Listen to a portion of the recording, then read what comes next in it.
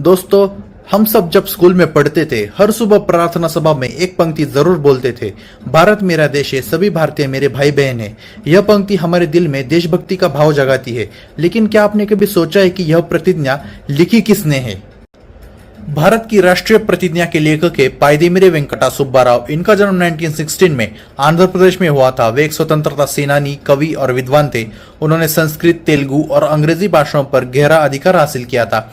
सबसे खास बात यह है कि उन्होंने भारत की राष्ट्रीय प्रतिज्ञा, उसे हम नेशनल प्लेज कहते हैं, उसको पहले तेलुगु भाषा में लिखा था। साल 1962 में जब देश युद्ध और तनाव के माहौल से गुजर रहा था, तब बच्चों में राष्ट्र प्रेम और एकता की भावना जगाने के लिए उन्होंने यह प्रतिज्ञा लिखी। पहली बार यह प्रतिज्ञा 1950 के दशक में स्कूलों में बोली गई। बाद में 1962 में इसे राष्ट्रव्यापी स्तर पर अपनाया गया और धीरे धीरे सभी स्कूलों में इसे हर सुबह प्रार्थना सभा का हिस्सा बना दिया गया। आज भी करोड़ों बच्चे हर दिन ये प्रतिज्ञा बोलते हैं। दोस्तों, यह सिर्फ कुछ पंक्तियां नहीं, यह हमें बताती है कि भारत हमारा देश है, सभी भारतीय हमारे भाई बहन हैं। हमें अपने देश की संपत्ति की रक्षा करनी है और हमें अपने राष्ट्र की गरिमा और समृद्धि के लिए निष्ठा से कार्य करना है।